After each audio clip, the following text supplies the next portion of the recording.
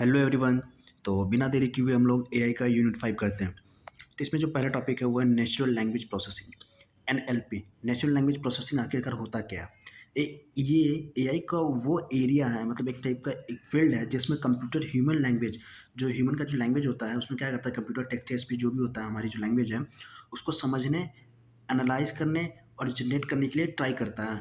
मतलब एक human like interaction के लिए मॉडल जो बनाया जाता है हमारा नेचुरल लैंग्वेज प्रोसेसिंग, ये ह्यूमन लाइक जो भी हमारा इंटरेक्शन होता है उसके लिए होता है। तो इसके अंदर जो मेन टास्क है वो हम लोग देखते हैं। मेन टास्क क्या है? पहला है हमारा टोकेनाइजेशन। टोकेनाइजेशन का मतलब क्या होता है? जो भी हमारा सेंटेंसेस होता है उसको वर्ड्स के अंदर ब्रेक करता है। जैसे मान लो कि जो भी हमने सेंटेंसेस लिखा उसको वर्ड बाय वर्ड, उसको वर्ड बाय वर्ड क्या करता है, ब्रेक करता है। दूसरा है हमारा पीओएस टैगिंग। पीओएस का मतलब होता है part of speech. Part of speech tagging का मतलब होता है कि जो भी नाउन है, कौन सा वर्ब है, कौन सा एडजेक्टिव है, उस सेंटेंस के अंदर उसको आइडेंटिफाई करता है। फिर आता है पार्सिंग हमारा। पार्सिंग क्या करता है हमारा, इसमें जो भी हमारा ये पार्सिंग है, अंडरस्टैंड स्ट्रक्चर ऑफ सेंटेंस। जो भी सेंटेंस का स्ट्रक्चर है उसको समझने में मदद करता है। फिर हमारा सेंटिमेंट एनालिसिस या क्या बोल सकते इसको, सिमेंटिक एनालिसिस बोल सकते हैं। इसमें जो भी पॉजिटिव या नेगेटिव इमोशंस होते हैं जो भी सेंटेंस के अंदर, उसको हम लोग डिटेक्ट करते हैं। उसके बाद लास्ट में आता है टेक्स्ट समराइजेशन। इसमें मैंने नहीं लिखा है क्योंकि आप लिख सकते हैं। एक और चीज़ मैं याद दिला दूँ, ये जो नोट्स है ये छोटे नोट्स हैं, एग्जाम में ऐसे नहीं लिखने हैं। मैं भी जो भी बता रहा हूँ कि जैसे पासिंग का मतलब अंडरस्टैंडिंग स्ट्रक्चर ऑफ सेंटेंसेज, तो आपको एग्जाम में ऐसे लिखना है, इन पासिंग वी मीन्स जो एनएलपी होता है हमारा natural language processing, understand the structure of sentences how it is been drafted. मतलब है 2-3 लाइन ऐसे बढ़ गया, तो आपको ऐसे ही लिखना है एग्जाम के अंदर। सेंटीमेंट एनालिसिस का मतलब होता है कि डिटेक्ट पॉजिटिव। मैंने छोटा लिखा ताकि आपके दिमाग में ये बैठा रहे कि हाँ इसके अंदर मेन चीज़ क्या है। मैंने मेन कंटेंट लिखा बस इसके अंदर, पूरे इसको अच्छे से डिफाइन करना ये आपका काम है एग्जाम के टाइम। सॉरी। फिर आता है टेक्स्ट समराइजेशन। जो भी टेक्स्ट जो भी हम उसको दिए हैं, जो भी जैसे मैंने बोला, जैसे अभी मैं कुछ बोल रहा हूँ कि मेरा नाम एक्स वाई जेड है, तो जैसे मेरा नाम जो एक्स वाई जेड है, तो मेरा नाम एक्स वाई जेड, इन सभी जो भी वर्ड्स है जो इसको क्या करता है, अलग अलग करता है, सेंटेंसेस को अलग अलग करता है टोकनाइजेशन के अंदर। फिर आता है पोस्ट टैगिंग। इसमें आइडेंटिफाई करेगा नाउन क्या है, जैसे मेरा नाम है नाउन, वर्ब क्या है, एडजेक्टिव क्या है, इन सब चीज़ों को बताता है। पासिंग में जो भी सेंटेंस का स्ट्रक्चर है कि मैंने बोला कि मेरा नाम एक्स वाई जेड है, तो एक स्ट्रक्चर वे में मैंने ये चीज़ें बोला तो उसको ये क्या करेगा, अंडरस्टैंड करेगा। अब इसमें देखिएगा कि पॉजिटिव निगेटिव इमोशन क्या है और सेंटिमेंट एनालिसिस के अंदर। फिर आता है हमारा टेक्स्ट समराइजेशन। जो भी मैंने बोला है उसका समरी निकालेगा, उस समरी के बेसिस पे क्या करेगा, उसको अंडरस्टैंड करके हमको, अब मैंने जिस लैंग्वेज में बोला है उसी लैंग्वेज में हमको आउटपुट देगा। जैसे कि अभी टाइम में देख रहे हैं चैट जीपीटी, आप जिस लैंग्वेज में पूछते हो उसी लैंग्वेज में वो भी रिस्पॉन्स करता है। एक छोटा सा डायग्राम भी बना देंगे आप लोग यहाँ पे। पहले टोकनाइजेशन होता है, फिर पीओस टैगिंग होता है, पार्ट ऑफ स्पीच, फिर पार्सिंग होता है, फिर सेंटीमेंट एनालिसिस होता है, फिर टेक्स्ट समराइजेशन होता है, और ये प्रोसेस रिपीट करते रहता है बार बार जब भी हम कुछ नई क्वेरी को एग्जीक्यूट कराते हैं। तो अब इसके एप्लीकेशन देखते हैं कहाँ कहाँ ये यूज़ होता है। जैसे कि चैटबॉट्स में यूज़ होता है, spam detection, email spam, message spam, और वॉइस असिस्टेंट जैसे कि सीरी, ये सब होता है उसमें यूज़ होता है। सर्च इंजन में भी इसका यूज़ होता है। देखो जैसे एग्जांपल है, एआई इज़ पावरफुल। तो एआई क्या है, नाउन हो गया, इज़ क्या है, वर्ब हो गया, पावरफुल क्या हो गया, एडजेक्टिव हो गया। तो इसको टोकेनाइज किया, सेंटेंस में ब्रेक कर दिया। अब इसके एडवांटेज देखते हैं हम लोग, एनएलपी के क्या क्या एडवांटेज है। पहला है कि सेव टाइम्स एंड कॉस्ट, बहुत ही टाइम और कॉस्ट को बचाता है। Process the large data very fast, मतलब लार्ज डेटा को ये बहुत ही फास्ट प्रोसेस करता है। Helps in better decision making, अच्छे डिसीजन लेने में मदद करता है। मल्टीलिंगुअल, मतलब बहुत सारी लैंग्वेज सपोर्ट करता है ये। इम्प्रूव द एक्सेसिबिलिटी, जो भी एक्सेसिबिलिटी मतलब कहीं से भी इसको एक्सेस कर सकते हैं, यूज़ कर सकते हैं उसको। फिर आता है स्केलेबिलिटी, लॉट्स ऑफ यूज़र एक साथ यूज़ कर सकते हैं। तो देखते हैं चैट जीपीटी बहुत सारे यूज़र एक साथ उसको यूज़ कर सकते हैं, एक्सेस कर सकते हैं, तो वो स्केलेबिलिटी हो गया। फिर आता है इसका डिसएडवांटेज। डिसएडवांटेज का मतलब होता है अंडरस्टैंडिंग कंटेक्स्ट इज डिफिकल्ट। जो भी कंटेक्स्ट है, मतलब हम चाह क्या रहे हैं उसको समझना बहुत ही, आपने देखा होगा कि एआई में जैसे आप कुछ चीज़ लिखते हैं तो आपका मोटिव कुछ और रहता है वो लिखने के, लेकिन वो समझता कुछ और है। तो वही कंटेक्स्ट होता है कि जो हम चाह रहे हैं वो नहीं समझ पाता, वो सिर्फ शब्दों को तोड़ तोड़ के समझता है। फिर आता है एम्बिग्यूटी प्रॉब्लम। एम्बिग्यूटी का मतलब होता है कन्फ्यूजन क्रिएट होना, जैसे एक ही चीज़ दो बार आ गया तो वो कन्फ्यूज हो जाता है, ये सारी चीज़ें। फिर आता है हाई क्वालिटी डेटा रिक्वायर, मतलब इसको हाई क्वालिटी डेटा रिक्वायर होता है बेटर डिसीजन लेने के लिए। लैंग्वेज डाइवर्सिटी है एंड ग्रामर कॉम्प्लेक्सिटी है इसके अंदर। जो भी इसका कंप्यूटेशनल कॉस्ट होता है वो बहुत हाई होता है इसके अंदर। तो हमारा एनएलपी ख़त्म हो गया है। अब कुछ कुछ 3-4 छोटे-छोटे टॉपिक्स हैं इसके अंदर जो हम लोग एक-एक पेज के अंदर करेंगे। बस डेफिनेशन जानना है, उसके अंदर वर्किंग क्या है, देखते हैं उसकी। हमारा है मशीन ट्रांसलेशन। तो मशीन ट्रांसलेशन से आपको समझ में आ रहा होगा कि मशीन ट्रांसलेशन मतलब एक लैंग्वेज को दूसरी लैंग्वेज में कन्वर्ट करता है ऑटोमैटिकली, मतलब बिना कन्वर्जन किए हुए ये ऑटोमैटिकली कन्वर्ट कर देता है। Machine translation means converting one language into another language automatically, मतलब एक लैंग्वेज से दूसरी लैंग्वेज में हम लोग ऑटोमैटिकली कन्वर्ट करते हैं, उसी को हम लोग मशीन ट्रांसलेशन बोलते हैं। जैसे हमारा जो कंप्यूटर है वो तो बाइनरी समझता है 0-1, लेकिन हम लोग जो भी काम करते हैं अपने डिज़ायर्ड लैंग्वेज में काम करते हैं, जैसे हिंदी, इंग्लिश जो भी हमारा लैंग्वेज है उसके अकॉर्डिंग हम लोग काम करते हैं। लेकिन जो हमको रिस्पॉन्स मिलता है, जो भी हम देखते हैं, जो हम इंग्लिश में लिखे उसको टोकनाइज़ किया, ब्रेक किया, फिर बाइनरी में कन्वर्ट करता है, फिर जो भी रिस्पॉन्स होता है उसको हम लोग को जो लैंग्वेज पे यूज़ कर रहे हैं कंप्यूटर को उसी लैंग्वेज में प्रोवाइड भी करता है। तो ये मशीन ट्रांसलेशन होता है जो ऑटोमैटिकली करता है, आपको करने की ज़रूरत नहीं पड़ती ये चीज़ें। फिर हम लोग आते हैं यहाँ पे लिखा हुआ कि मीन्स एक लैंग्वेज को डिज़ायर्ड लैंग्वेज है, जो भी हमारा डिज़ायर्ड लैंग्वेज है। अब देखते हैं इसके टाइप्स क्या-क्या। पहला टाइप है रूल बेस्ड मशीन ट्रांसलेशन। ये ग्रामर रूल्स का यूज़ करता है। जो रूल बेस्ड होते हैं, ज़ाहिर सी बात है रूल बेस्ड है तो किसी एक रूल पे काम करेगा। तो ये ग्रामर रूल्स का यूज़ करता है to translate the one language into another language, मतलब ग्रामर रूल का यूज़ करता है एक लैंग्वेज को दूसरी लैंग्वेज में ट्रांसलेट करने का। फिर आता है हमारा स्टैटिस्टिकल मशीन ट्रांसलेशन। ये प्रोबेबिलिटी बेस्ड मीन्स प्रोबेबिलिटी का बेसिस पर ट्रांसलेट करता है। ये जो स्टैटिस्टिकल है ये हमारा क्या है, एक प्रोबेबिलिटी बेस्ड है, मतलब जो भी गेस करने वाला है ये क्या करता है, प्रोबेबिलिटी के बेसिस पे ही ट्रांसलेट करता है मशीन लैंग्वेज को। फिर आता है हमारा न्यूरल मशीन ट्रांसलेशन एनएमटी। ये क्या होता है, डीप लर्निंग पे बेस्ड होता है और सबसे ज़्यादा मोस्ट एक्यूरेट ट्रांसलेशन भी करता है ये। अब ये कहाँ कहाँ यूज़ होता है हम लोग देखते हैं। गूगल ट्रांसलेट में यूज़ होता है, जैसे कि देखते हैं आप गूगल ट्रांसलेट में भी इसका यूज़ कर सकते हैं। मल्टीलिंगुअल वेबसाइट, ऐसा वेबसाइट जो बहुत सारे लैंग्वेज में बनाया हो, हिंदी, इंग्लिश, मराठी, बंगाली, इन सब चीज़ों में, तो आप वहाँ पे देखते होंगे कि वहाँ पे आपको ट्रांसलेट का ऑप्शन दिखता होगा, आप कर सकते हैं। इंटरनेशनल कम्युनिकेशन, मतलब जो इंटरनेशनल लोग होते हैं उनसे बातचीत करने में भी हेल्प करता है हमारा। अब इसकी लिमिटेशंस क्या है? तो आइडियम्स जो भी हमारे फ्रेजेस होते हैं, कंटेक्स्ट समटाइम टर्म्स ट्रांसलेट हो जाते हैं, मतलब जो भी हमारा कंटेक्स्ट, फिर वही बात आती है, एआई जो होता है या मशीन जो होता है, हम जो चाह रहे होते हैं वो कभी नहीं समझ पाता। जो हम लिखते हैं वो उसको ब्रेक करता है, उसके बेसिस पे वो डिसीजन लेता है। बट उसके पीछे जो हमारा मोटिव क्या है, क्योंकि हमारा जो जो ह्यूमन माइंड होता है वो उसके पीछे की मोटिव, बैकग्राउंड सब कुछ सोचता है, लेकिन एआई वैसा नहीं करता। अब इसमें दूसरा टॉपिक है हमारा इन्फॉर्मेशन रिट्रीवल। फिर यहाँ से आप टॉपिक सही क्लियर होगा। इन्फॉर्मेशन रिट्रीवल मतलब इन किसी भी इन्फॉर्मेशन को, जो भी रेलेवेंट इन्फॉर्मेशन होता है उसको एक्सट्रैक्ट करना किसी भी लार्ज डेटा सेट से। रिट्रीव का मतलब क्या होता है, एक्सट्रैक्ट करना। जैसे हमारे पास मान लो कि 10 पेज का डेटा है और उसमें हमको नाम है, जैसे जैसे मान लो कि कॉलेज में एक नोटिस लगी है, तो वहाँ पे मान लो कि 2000 बच्चे हैं। उस 2000 बच्चे में आप क्या करते हैं, सिर्फ अपना नाम ढूंढते हैं, तो एक तरीके से क्या होगा, इन्फॉर्मेशन रिट्रीवल, वही चीज़ है। आप एग्जाम्पल में भी लिख सकते हैं ये सब चीज़ें। तो यहाँ पे हम लोग देखते हैं, it is a process in which we search the relevant information. जो भी रिलेवेंट है, जो भी हमारा इंपॉर्टेंट डेटा है उसको हम सर्च करते हैं लार्ज डेटा सेट के अंदर से। अब इसके अंदर स्टेप्स क्या क्या है वो हम लोग देखते हैं। कहेंगे इसमें डायग्राम नहीं, लेकिन आप लोग डायग्राम भी बना सकते हैं कि जैसे स्टेप भी ऐसे लिख सकते हैं कि पहले क्वेरी इनपुट कराते हैं, फिर क्वेरी प्रोसेसिंग कराते हैं, फिर इंडेक्सिंग कराते हैं, ऐसे ऐसे करके आप लोग डायग्राम मैनुअली भी बना सकते हैं, ब्लॉक डायग्राम। तो इसमें स्टेप्स क्या है, पहला है क्वेरी इनपुट। यूज़र जो सर्च करना चाहता है, जैसे मान लो कि मैं कुछ सर्च करना चाहता हूँ, जैसे मान लो कि 1000 फल के नाम है, मैं उसमें से एप्पल सर्च करना चाहता हूँ, तो हमारा क्वेरी इनपुट हो गया एप्पल। वो क्वेरी के फॉर्म में सिस्टम को बताया जाता है, वो क्या करता है, क्वेरी के फॉर्म में सिस्टम को बताया जाता है कि मुझे एप्पल सर्च करना। दूसरा स्टेप क्या होता है, क्वेरी प्रोसेसिंग। दूसरे स्टेप में क्या होता है, जो भी सिस्टम होता है कन्वर्ट करता है यूजर के क्वेरी को अंडरस्टैंडेबल फॉर्मेट में। जो भी कंप्यूटर अपना अंडरस्टैंडेबल फॉर्मेट है उसके अंदर जो भी मैंने माना कि एप्पल सर्च कराना है, तो वो क्या है कि एप्पल को अपने अंडरस्टैंडेबल फॉर्मेट में उसको कन्वर्ट करेगा। फिर आता है इंडेक्सिंग। इंडेक्सिंग का मतलब क्या होता है, सिस्टम पहले से ही डॉक्यूमेंट का इंडेक्स क्रिएट करके रखता है। जैसे इंडेक्सिंग का मतलब होता है कि लाइन बाय लाइन बना के रखना, कि हाँ 1 2 3 ऐसे ऐसे करके बना के रखता है ताकि सर्चिंग आसान हो जाए। तो इसमें क्या करता है, मुझे एप्पल सर्च करना है तो ये पहले से ही डॉक्यूमेंट की इंडेक्स क्रिएट करके रखता है और आसानी से उसको सर्च कर देता है। फिर आता है मैचिंग, मतलब हर एक इंडेक्सिंग जैसे 1 2 3 4 5 ऐसे है, सबको मैच कराते जाता है। अगर मैच नहीं करता है तो आउटपुट नहीं मिलता, अगर मैच कर जाता है तो हमको आउटपुट दे देता है।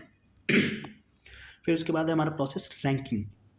नाउ रैंकिंग में हम लोग देखते हैं ना, according to the relevance of document it is order, मतलब जो भी हमारा डॉक्यूमेंट का रेलिवेंस होता है उसके बेसिस पे वो ऑर्डर्ड होते हैं। कि जैसे एक तरीके से अल्फ़ाबेटिकल मान लेते हैं कि ए पहले आएगा, बी, सी, डी ऐसे अल्फ़ाबेटिकल ऑर्डर में। फिर हमारा आता है result retrieval, top rank document के सिस्टम को रिट्रीव करता है। पहले क्या होता है, जो भी टॉप रैंक होता है पहले उसको करता है, फिर उसके बाद जैसे आप वेबसाइट पे जाते होंगे तो रैंकिंग का मतलब होता है कि जैसे मान लो कि मेरा ही वेबसाइट है, ठीक? AK2rankers.in है। तो हम जैसे AK2 लिखते हैं तो हमारा जो भी जो भी डॉक्यूमेंट होता है उसके ऑर्डर के हिसाब से क्या होता है रैंक, जैसे मेरा सेकंड या थर्ड, फोर्थ पोज़ीशन पे आता है, दिखता है। तो ये क्या हो गई, ये मेरी रैंकिंग हो गई। फिर आता है जो भी रिजल्ट रैंक डॉक्यूमेंट के सिस्टम को रिट्रीव करता है, जो भी रैंक डॉक्यूमेंट होता है उसके सिस्टम को रिट्रीव करता है। फिर जो भी रिजल्ट होता है उसको हमारे जो रीडेबल फॉर्मेट में होता है ह्यूमन के, जो भी हमने जिस लैंग्वेज में भी दिया है उस लैंग्वेज में उसको प्रेजेंट करता है। फिर आता है इंफॉर्मेशन एक्सट्रैक्शन, ये भी सेम ही काम है। जो भी हमारा मीन्स जो भी एक्सट्रैक्टिंग द यूज़फुल, मतलब जो भी हमारा यूज़फुल स्ट्रक्चर्ड इंफॉर्मेशन होता है उसको, उसमें क्या था कि एक लार्ज डेटा सेट से हम डेटा को रिट्रीव कर रहे थे। इसमें क्या है, हमारे पास एक अनस्ट्रक्चर्ड हमारे पास एक ये अनस्ट्रक्चर्ड टेक्स्ट है या अनस्ट्रक्चर्ड डेटा फॉर्मेट है, उसके अंदर से useful structure and information data को हमको क्या करना है, एक्सट्रैक्ट करना, बाहर निकालना। तब इसके अंदर भी कुछ स्टेप्स होते हैं, तो हम लोग चलिए स्टेप देखते हैं।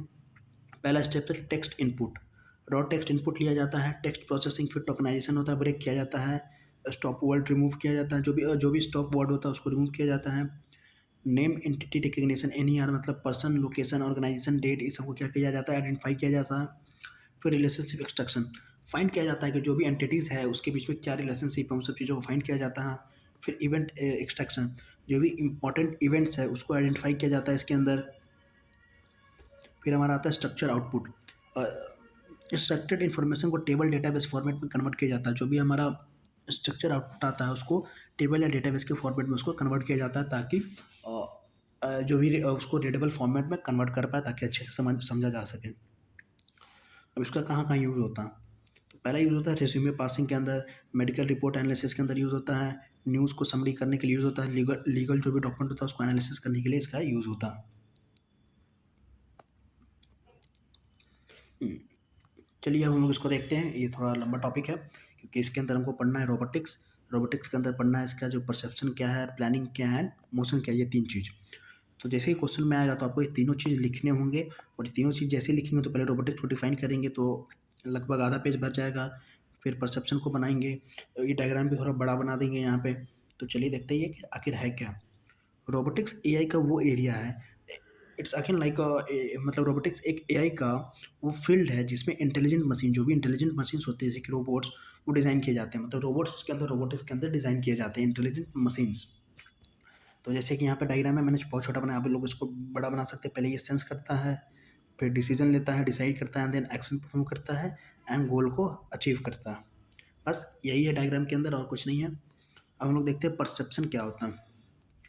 Robot sense it's environment and understand, perception का मतलब क्या आता है, जो भी रोबोट्स होते हैं अपने इन्वायरमेंट को सेंस करते हैं, महसूस करते हैं कि उसको क्या करना है क्या नहीं करना है, फिर पैटर्न्स को समझते हैं, जो भी चीज़ें हैं उन चीज़ों को वो अंडरस्टैंड करता है, वर्किंग कैसे करता है। अब इसका परसेप्शन का हम लोग वर्किंग देखते हैं। तो पहले सेंसर, रोबोट के अंदर देखते होंगे कि सेंसर होता है, सेंसर जैसे कि कैमरा हो गया, अल्ट्रासोनिक हो गया या टच हो गया, ये सब क्या होता है, सेंसर होता है। सेंसर किस लिए काम होता है, डेटा को एज ए इनपुट लेने के लिए। फिर दूसरा प्रोसेस है हमारा प्रोसेसिंग, क्या करता है, जैसे इमेज इमेज या सिग्नल जो भी होता है उसको एनालाइज करके ऑब्जेक्ट, डिस्टेंस या पोजीशन को समझना। जो भी इमेज या सिग्नल जो भी उसको मिल रहा है अकॉर्डिंग टू द सेंसर, उसको एनालाइज करता है। एनालाइज करके जैसे ऑब्जेक्ट हो गया या डिस्टेंस हो गया, पोजीशन हो गया, उन सब चीज़ों को ये समझता है।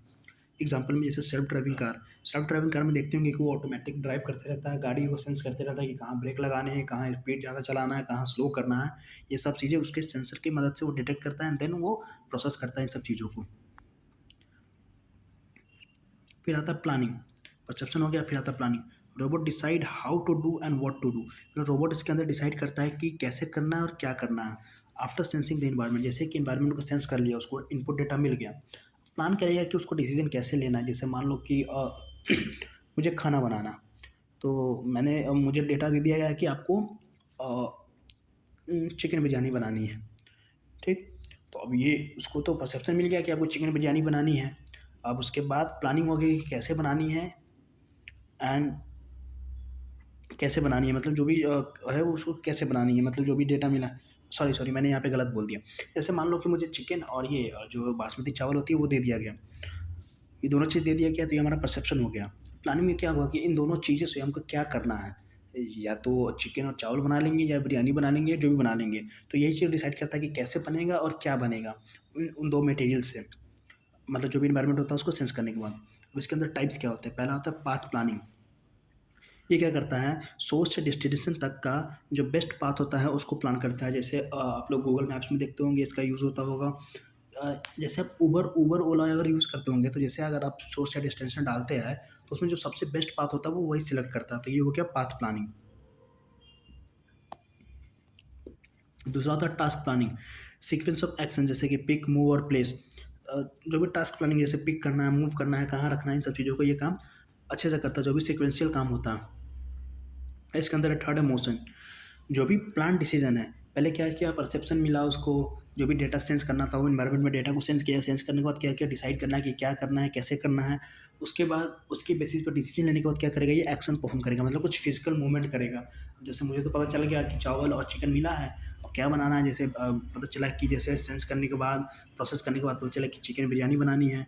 तो अब ये रोबोट क्या करेगा, अब जाएगा, अब कढ़ाई चढ़ाएगा, इन सब चीज़ों को करके क्या करेगा, अब बनाना स्टार्ट करेगा, मतलब एक फिजिकल मूवमेंट करना ही स्टार्ट करेगा। अब इसके अंदर क्या क्या इंक्लूड्स होते हैं, इंक्लूड्स होते हैं मोटर कंट्रोल, जॉइंट मूवमेंट, जैसे कि हाथ वो speed and direction control.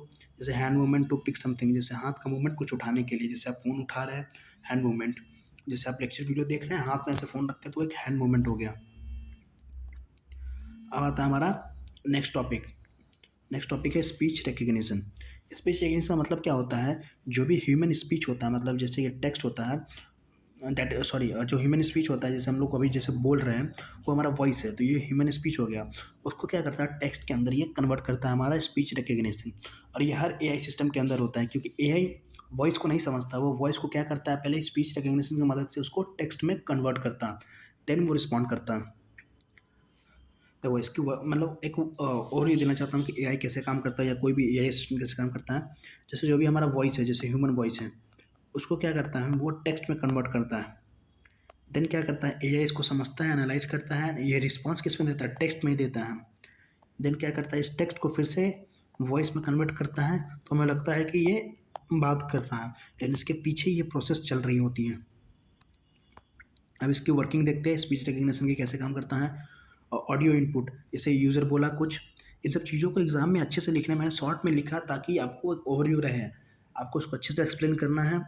Audio input, जैसे कि यूज़र ऑडियो, मतलब ऐसे लिख सकते हैं कि audio input means whatever the person is saying, like any voice. Example में दे देना कि माय नेम इज़ एकेटी यूनिवर्सिटी, ऐसे करके। तो ये हमारा एक ऑडियो इनपुट हो गया। अब आता है प्री प्रोसेसिंग। प्री प्रोसेसिंग का मतलब क्या होता है कि जो भी हमने वॉइस दिया है, जो भी स्पीच दिया है, उसकी क्लीनिंग होती है। जो भी उसके अंदर नॉइज़ है, जो भी कुछ एरर्स है, उसको क्लीन किया जाता है। फिर आता है फीचर एक्सट्रैक्शंस। जो भी उसके अंदर, उस वॉइस के अंदर यूज़फुल फीचर है, उसको एक्सट्रैक्ट किया जाता है। फिर आता है चौथा हमारा एक्वेस्टिक मॉडल। और एक्वेस्टिक मॉडल का मतलब होता है कि साउंड, जो भी हमारा साउंड होता है उसको वर्ड के साथ मैप करता है, जो भी हमने बोला उसको वर्ड्स के साथ मैप करता है। फिर हमारा आता है पाँचवा लैंग्वेज मॉडल, मतलब कौन से वर्ड लॉजिकल वर्ड में आते हैं या डिसाइड करता है। मतलब जो भी वर्ड हमने बोला है, उसको वर्ड को ब्रेक किया, कौन सा वर्ड किस लॉजिकल वर्ड में आते हैं, उन सब चीज़ों को ही डिसाइड करता है लैंग्वेज मॉडल। फिर text output, final recognize text में टेक्स्ट मिल जाती है। मतलब टेक्स्ट आउटपुट का मतलब होता है प्रोसेसिंग करने के बाद जो भी हमने बोला है उसका आउटपुट हमें मिल जाता है। अब इसके टाइप्स क्या क्या हैं। पहला है speaker dependent, for specific user. मतलब स्पीकर डिपेंडेंट का मतलब होता है जैसे कुछ कुछ ऐसे लोगों के लिए, मतलब कुछ एक स्पेशल लोगों के लिए बनाया गया है। फिर आता है स्पीकर इंडिपेंडेंट, सभी लोगों के लिए होता है ये चीज़ें। जैसे एप्लीकेशन में है हमारा गूगल असिस्टेंट हो गया, चैट जीपीटी असिस्टेंट हो गया, सीरी हो गया, ये सब चीज़ें। और जैसे कि आईवीआर और जो कॉल सेंटर्स होते हैं, उन सब चीज़ों में ये इसका यूज़ किया जाता है। एक इम्पॉर्टेंट टॉपिक है यहाँ पे, सॉफ्टवेयर एजेंट। इसमें लगभग सारे कह सकते हैं इंपॉर्टेंट है, क्योंकि सारा एग्जाम में आया होगा पिछले 2-3 सालों में। कोई भी ऐसा टॉपिक नहीं जो छोटा है, तो सारे एग्जाम में आए हुए हैं। क्योंकि मेरा जो होता है, मैं प्रीवियस ईयर देख के बनाता हूँ, तो ये सारी चीज़ें पेपर में आए हुए हैं। सॉफ्टवेयर एजेंट क्या होता है, देखो, एजेंट का मतलब पता ही है कि एक हमारा एक सिस्टम होता है, कंप्यूटर सिस्टम होता है, जो किसी स्पेसिफिक गोल को अचीव करने के लिए उसको ट्रेन किया जाता है या बनाया जाता है। तो सॉफ्टवेयर एजेंट क्या होता है? एक ऑटोनोमस प्रोग्राम होता है। ऑटोनोमस का प्रोग्राम मतलब ऑटोमेटिकली एग्जीक्यूट होता है, जो इन्वायरमेंट में ऑब्जर्व करता है। जो भी इन्वायरमेंट है उसको क्या करता है? ऑब्जर्व करता है। उस इन्वायरमेंट को सेंस करने के बाद डिसीजन लेता है। डिसीजन लेने के बाद क्या करता है? एक्शन को परफॉर्म करता है। तो ये आपने इंटेलिजेंट एजेंट में भी पढ़ा होगा और मल्टी एजेंट आगे होगा उसमें भी पढ़ेंगे। तो बेसिकली क्या करता है? एक तरीके का कंप्यूटर सिस्टम प्रोग्राम है, अ, जो किसी एनवायरनमेंट में क्या करता है? ऑब्जर्व करता है। ऑब्जर्व करने के बाद सेंस करता है जो भी डेटा मिला है उसको, फिर उसके अकॉर्डिंग डिसीजन लेता है। जो भी डिसीजन लिया उसके बेसिस पे क्या एक्शन परफॉर्म करनी है, ये सब चीज़ें इसके अंदर चलती रहती हैं। तो सॉफ्टवेयर एजेंट के अंदर जो पहला चीज़ है वो आता है एजेंट आर्किटेक्चर। तो एजेंट आर्किटेक्चर है क्या? एजेंट का जो आर्किटेक्चर होता है हमें बताता है कि एजेंट कैसे क्रिएट किया गया है और कैसे काम करेगा। किसी भी चीज़ का आर्किटेक्चर क्या होता है वो हमें बताता है कि एजेंट कैसे बनाया गया है और कैसे काम करता है। स्ट्रक्चर तो यही समझाता है। इसके अंदर जो टाइप्स होते हैं में रिएक्टिव एजेंट डायरेक्ट रिस्पॉन्स देते हैं बिना प्लानिंग के। मतलब रिएक्टिव में क्या होता है? कोई भी जो भी हमारा एजेंट होता है वो कोई प्लान नहीं करता, डायरेक्ट रिस्पॉन्स देते हैं। फिर आता है डेलिबरेटिव एजेंट। ये क्या करता है? Planning plus reasoning. रीजनिंग मतलब तो लॉजिक, जो भी प्लान करता है उसके साथ लॉजिक लगाते हैं ताकि बेटर डिसीजन ले सकें। तीसरा हमारा हाइब्रिड एजेंट। ये क्या करता है? मिक्सचर और डेलिबरेटिव का ये जो भी हमारा रिएक्टिव और डेलिबरेटिव उसका मिक्सचर होता है हमारा हाइब्रिड एजेंट। इसके अंदर पहला था एजेंट आर्किटेक्चर, दूसरा एजेंट कम्युनिकेशन। इसमें क्या होता है? Multiple agents interact each other through messages. Messages के थ्रू क्या होता है? जो भी मल्टीपल एजेंट्स होते हैं एक दूसरे से इंटरेक्ट करते हैं इसके अंदर। फिर है हमारा कम्युनिकेशन फीचर्स। इसके अंदर मैसेज सेंडिंग एंड रिसीविंग। जो भी कम्युनिकेशन फीचर क्या होता है? मैसेज सेंड किया जाता है, रिसीव किया जा सकता है, कोऑर्डिनेशन किया जाता है और कॉपरेशन होता है इसके अंदर। फिर तीसरा हमारा trust in software. Software agent के अंदर ट्रस्ट क्या है? Agent decide on which agent they have to search. इसके अंदर क्या होता है? एजेंट डिसाइड करता है कि किस एजेंट पर ट्रस्ट करना है। और ट्रस्ट के फैक्टर क्या क्या है? पास इंस्ट्रक्शन मतलब पिछला इंस्ट्रक्शन क्या रहा है। फिर सक्सेस फेलियर रेट, जो भी कम्युनिकेशन के दौरान क्या सक्सेस रेट है, क्या फेलियर रेट है, इन सब चीज़ों को देखता है। फिर आता है रेपुटेशन स्कोर। जब भी एक एजेंट दूसरे एजेंट को कुछ रिस्पॉन्स करता है तो वो एक उसको रेपुटेशन स्कोर देता है, तो उसके अकॉर्डिंग ये सब डिसाइड होती है कि किस एआई पे ट्रस्ट करना है। तो हमारा ये ख़त्म होता है और यहाँ पे बहुत इंपॉर्टेंट टॉपिक है मल्टी एजेंट सिस्टम। बहुत इंपॉर्टेंट है, बहुत इंपॉर्टेंट। तो इसके अंदर एग्ज़ाम में जो डायग्राम है, एक तो हमारा होता है कोऑर्डिनेटर एजेंट जो सबको कोऑर्डिनेट करता है, कोऑर्डिनेटर एजेंट हो गया यहाँ पे। फिर हमारा होता है एक्सपर्ट डायरेक्टरी होता है यहाँ पे। फिर होता है हमारे पास एक एक्सपर्ट एजेंट और एक्सपर्ट एजेंट यहाँ भी। फिर एक्सपर्ट डायरेक्टरी। तो दो एक्सपर्ट डायरेक्टरी होते हैं, दो एक्सपर्ट एजेंट होते हैं। एक्सपर्ट डायरेक्टरी एक दूसरे से आपस में कनेक्टेड होते हैं एंड जो एक्सपर्ट एजेंट होता है एक दूसरे से आपस में कनेक्टेड नहीं होते, मतलब एक सिंगल साइडेड होता है। फिर एक्सपर्ट एजेंट इधर भी ऐसे कनेक्टेड होता है और एक्सपर्ट एजेंट कोऑर्डिनेटर एजेंट से दोनों साइड से कनेक्टेड होता है। और एक्सपर्ट डायरेक्टली भी हमारा जो भी कोऑर्डिनेटर एजेंट है उससे डायरेक्टली कनेक्टेड होता है। और ये जो कोऑर्डिनेटर एजेंट है हमारे, ये एक दूसरे से जो भी हमारा रिपोजिटरी एजेंट होता है, जैसे रिपोजिटरी एजेंट है, इन सब से आपस में कनेक्टेड होता है। चलिए देखते हैं आगे क्या है इसके अंदर। मल्टी एजेंट सिस्टम में मल्टीपल इंटेलिजेंट एजेंट, मतलब मल्टी मल्टी एजेंट सिस्टम में जो है मल्टीपल इंटेलिजेंट एजेंट होता है। मल्टीपल एजेंट क्या होता है? जैसे कि सॉफ्टवेयर एजेंट में बताया कि एक ऑटोनोमस प्रोग्राम होता है, कंप्यूटर सिस्टम होता है जिसके अंदर एक इन्वायरमेंट होता है। उस इन्वायरमेंट को सेंस करके क्या करता है? डिसीजन लेता है, डिसीजन के बेसिस पे एक्शन परफॉर्म करता है। तो मल्टीपल एजेंट यही है। वो क्या करता है? इसमें बहुत सारे मतलब लगभग 10 20 30 जो भी है एजेंट क्या करता है, वो एक ही इन्वायरमेंट में रहते हैं। ऐसे मल्टीपल जैसे जो एक इंटेलिजेंट एजेंट होता है उनका खुद का इन्वायरमेंट होता है, लेकिन इसके अंदर क्या है? एक इन्वायरमेंट में इन सबको रखा जाता है जिसमें इंटरेक्ट होता है। उस इन्वायरमेंट में क्या क्या करते हैं ये लोग? इंटरेक्शन करते हैं, कोऑर्डिनेट करते हैं और कॉपरेट करते हैं, ताकि जो भी प्रॉब्लम होता है उनको बहुत ही जल्दी और आसानी और एफिशिएंट तरीके से सॉल्व किया जा सके। जैसे मान लो कि आप क्रिकेट खेलते हो, तो सिंगल एजेंट मतलब क्या होता है? Solo player. मल्टी एजेंट का मतलब टीम। अब एक टीम अच्छा परफॉर्म करेगी या सोलो आदमी परफॉर्म अच्छा करेगा? तो जाहिर सी बात है कि एक टीम अच्छा परफॉर्म करेगा, लेकिन उसके अंदर शर्त यही है कि इंटरेक्शन अच्छा होना चाहिए, कोऑर्डिनेशन अच्छा होना चाहिए और कोऑपरेटिव होना चाहिए, तभी टीम अच्छा कर पाएगी, वरना टीम का कोई मतलब नहीं बनता। अब हम लोग देखते हैं कि characteristics of multi agent system. पहला होता है ऑटोनॉमी। हर agent takes independent decision. Autonomy का मतलब क्या होता है?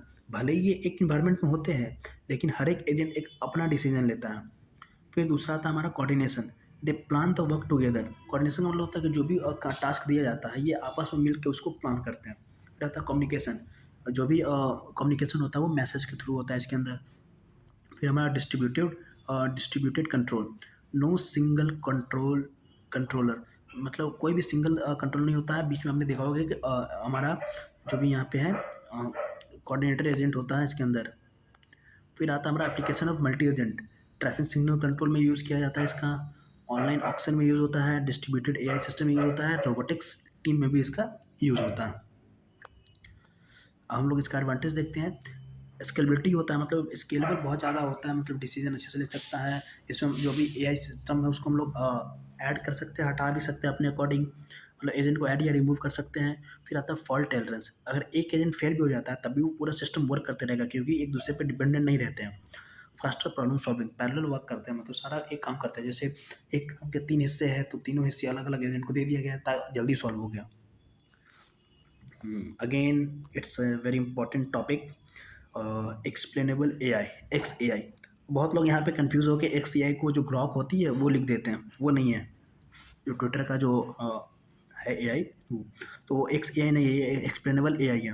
इसको डिटेल में समझते हैं। देखो एक्स एआई का गोल क्या होता है। एक्स एआई क्या होता है, एक तरीके का आर्टिफिशियल इंटेलिजेंस ही होता है। मतलब पहले तो डिफाइन करना है कि x AI is artificial intelligence जो ऐसे ऐसे करता है। तो ये क्या करता है, ये का एक जो गोल होता है, एक एआई मॉडल होता है जो डिसीजन को ह्यूमन अंडरस्टैंडेबल फॉर्म बनाना। जो भी डिसीजन होता है उसको ह्यूमन को अंडरस्टैंडेबल फॉर्म में बनाता है। मतलब एआई ने क्या डिसीजन लिया है, लिया के साथ साथ क्यों लिया है, ये भी बताता है। एक्सप्लेनेबल एआई सबसे हट के इसलिए है, देखो जो जितने भी एआई है, हम लोग कैसे अगर कुछ देते हैं तो वो डिसीजन लेता है और एक्शन फॉर्म करके हमको आउटपुट देता है, लेकिन इसके पीछे का लॉजिक क्या लगा है वो हमें नहीं बताता। लेकिन एक्सप्लेनेबल एआई में क्या है, ये तो आपको आउटपुट तो देता ही है, लेकिन जो डिसीजन, जैसे कि डिसीजन क्यों लिया गया, मतलब ये जो आउटपुट दिखाया जा रहा है आपको, ये क्यों दिखाया जा रहा है, मतलब किस बेसिस पे एक्शन लेके दिखाया गया, उन सब चीज़ों को भी ये बताता है। तो यहाँ पे लिखा हुआ है कि एआई ने क्या डिसीजन लिया है, मतलब एआई क्या डिसीजन लिया है, साथ साथ क्यों लिया है, मतलब किस वजह से लिया है ये डिसीजन। एक्सप्लेनेबल एआई यही बताता है और यही एक डिफरेंस है। इसमें एआई सिर्फ डिसीजन नहीं, रीज़न भी बताता है। इसमें एआई सिर्फ डिसीजन नहीं, रीज़न को भी बताता है, and why taking the decision, मतलब क्यों डिसीजन लिया गया। इंपॉर्टेंस ऑफ एआई, अब एआई का इंपॉर्टेंस क्या है इसके अंदर, मतलब एक्स एआई का बिल्डिंग ट्रस्ट, और ट्रस्ट के फैक्टर्स ही बता चुके हैं। इंट्रैक्शन स्कोर देखता है, सक्सेस फेलियर रेट, फिर आता है ट्रांसपेरेंसी, डिसीजन, जो भी डिसीजन प्रोसेस होता है क्लियर होता है। और डिसीजन प्रोसेस क्लियर क्यों क्यों होता है, क्योंकि ये बताता है किसने क्यों डिसीजन को लिया है।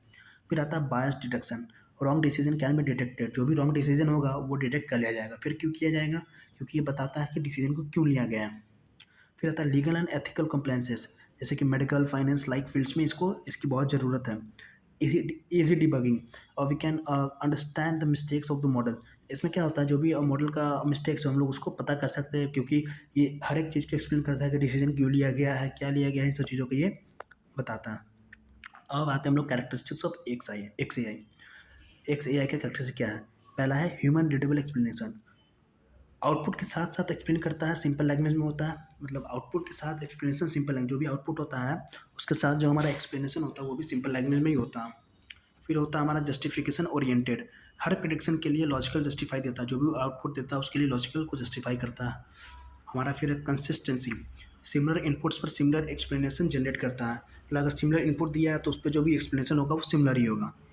फिर आता है context awareness, explanation use case के कंटेक्स्ट के अकॉर्डिंग होती है, मतलब जो भी यूज केस है उसके अकॉर्डिंग उसका कंटेक्स्ट होता है, जो भी हमारा उसको चाह रहे, मतलब जो हम चाह रहे हैं वो चीज़ें।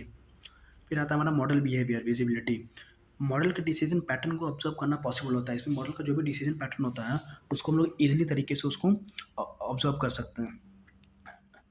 अब यहाँ एक छोटा सा ये ऐसे बना देंगे कि एक्स ए आई है हमारा, ये एक्सप्लेन टू जस्टिफाई, मतलब बताता है, जस्टिफाई करने के लिए एक्सप्लेन करता है, explain to control, explain to discover and explain to improve. तो यहाँ पे हमारा यूनिट 5 हो चुका है। तो best of luck for your exam, मिलते हैं फिर क्लाउड कंप्यूटिंग में।